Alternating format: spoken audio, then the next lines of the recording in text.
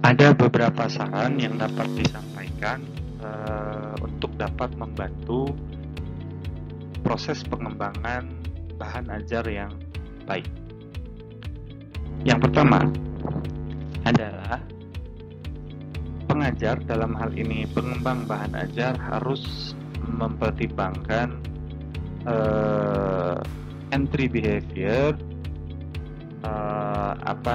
dari peserta didik, sehingga dapat menyesuaikan bahan ajar yang dibuat dengan kemampuan awal peserta didik, sehingga bahan ajar ini menjadi betul-betul relevan dengan kondisi peserta didik, dan akhirnya dapat membuat bahan ajar ini menjadi bermakna dan dapat dipergunakan untuk mendukung meaningful learning atau pendidikan yang atau pembelajaran yang berkesan, yang bermakna.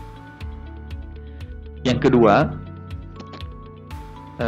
jangan lupakan karakteristik dari jenis bahan ajar yang digunakan. Contohnya dalam konteks audio, materi atau bahan ajar yang bersifat auditori harus dapat terdengar dengan baik dan disampaikan dialog-dialognya ataupun kata-katanya dengan kecepatan yang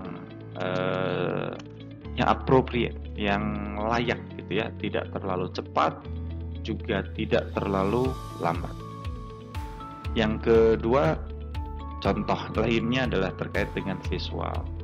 Bahan ajar visual harus dapat terlihat dengan jelas, dapat dibaca dengan baik, dan menggunakan kalimat dan bahasa yang mudah dimengerti, tampilannya menarik ya, atraktif, dan juga didesain dengan sedemikian rupa sehingga sajiannya secara keseluruhan menjadi sajian yang baik. Yang ketiga, selalu pertimbangkan untuk menyediakan kesempatan bagi peserta didik untuk bekerja sama dan berkolaborasi dengan peserta didik yang lain.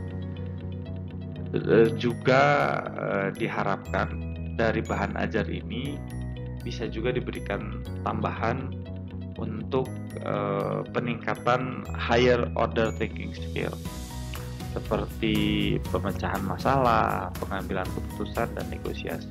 Muatan-muatan ini tentunya selain akan memberikan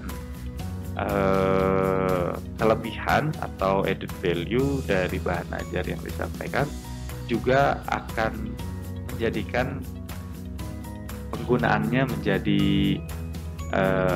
lebih bervariasi. Kemudian yang keempat, memberikan petunjuk-petunjuk serinci mungkin dan semudah mungkin untuk dapat dipahami oleh peserta didik. Juga bagaimana peran peserta didik dalam pembelajaran atau langkah-langkah yang harus dilakukan oleh peserta didik dalam ketika mengakses bahan ajar tersebut seharusnya dapat tergambarkan dengan jelas sehingga tidak menjadi membingungkan peserta didik. Yang kelima adalah gunakan variasi dalam setiap sajian, tapi tentunya variasi ini juga harus proporsional ya, harus proporsional, tidak terlalu banyak variasi atau bahkan ya minim variasi. Kemudian yang keenam, sajikan bahan ajar dengan kata-kata dan ilustrasi atau penggambaran yang tepat. Ketepatan ini diharapkan dapat membantu bahan ajar untuk dapat membentuk sikap dan perilaku dari peserta didik. Are you ready to develop some instructional material?